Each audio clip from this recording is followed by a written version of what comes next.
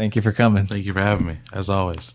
You didn't know Rush before, necessarily? No, not directly. Not directly. And that's part of what random things. Part of what excited me about you coming on. And you didn't know Rush, but you're a musician yourself, so you understand music on a different level than most people you'll come across. And that's why it's important with Rush. It's because I think a lot of people may hear them and miss a lot of the subtleties that you immediately were picking up on when we were sitting there listening. Yeah, cool, man. Yeah, I think so too. I have that different approach, maybe other people have it too though, but you introduced them to me, by sound and visually. And I think that changed it up for me as well. Just hearing them and then seeing them do it live was out of control. Picking apart the songs and being able to see who's doing what, how you were telling me, it tripped me out, bro. It just tripped me out how that's a band I hadn't heard and looked over, and then there's all the other bands, and I barely know them, but now it starts to be like, damn, like, I don't know if a lot of people were hanging up with them as far as the live show and the quality of the tracks. Like, that's crazy, bro. They're talented. It's cool to be able to pick up on even over a YouTube video, because I went that was a YouTube video, to 5 of their shows, and seeing them live in person was trippy to me just because I'm a crazy Rush fan. I grew up with them. They meant a lot to me in a hard time, blah, blah, blah. So that was a trip in itself. But then also just the show they put on, being able to still have the music sound just like the album. You see a lot of other people live, and it's like, that ain't sounding quite right. Yeah, something's different. Yeah, it ain't sounding quite right. No, they were shredding it, man. If anything, it sounded even better.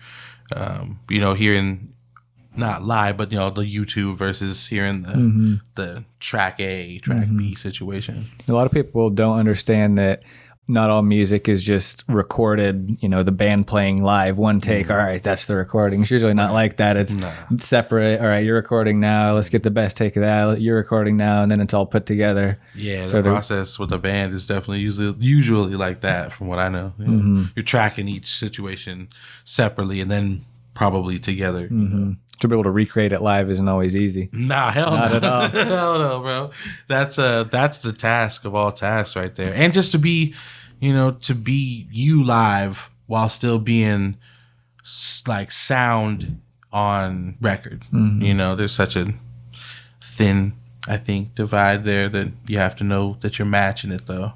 Is it different because you're also performing in a way to be able to do that? I think so. I mean, maybe, because watching them, it's like, yeah, you're live, and if something hits you live, it's gonna be different when you're recording it. It just is. Being on stage and having those other energies there, you can tell, man. Like, yeah, you got killing it on the record, but live, you're not stepping like that. Like, that guy was killing it. The guitarist, he was. That's a different. Your soul's in a different place, and I'm sure it varied stadium to stadium that they rocked, bro. But yeah, just seeing that, I was like, yeah, it's different. If he was thinking about anything during it's the solo in La Villa Stringata, if he's thinking about anything, he's done. Yeah. He's not going to be able to do that. There's no way, bro. Yeah, no way. The difficulty's +10. You have to be all in.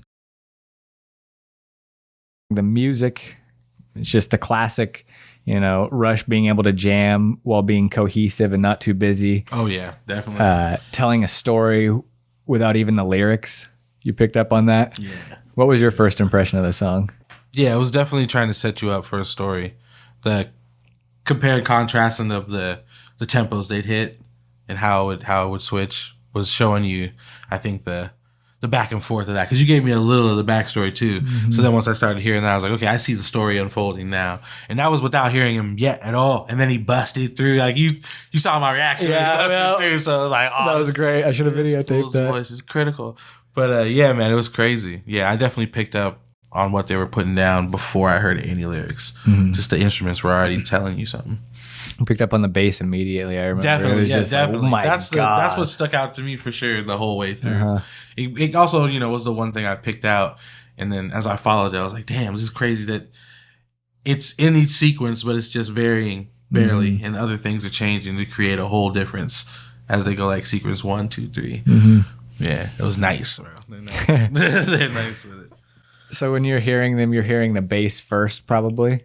Because listening to it, we were listening on. It's not the most perfect speaker, but it's a better speaker. It's not like a radio or anything like that. That you're listening to. While you're in the grocery store, you're not going to pick up the bass. Probably you're just going to hear a sound. No, I don't know. I think I was hearing more than that, but I kind of just funneled in on the bass for some reason. It was just the melody he played when he got me when he flexed it once. I was like, okay, that's filthy. I stuck with it. So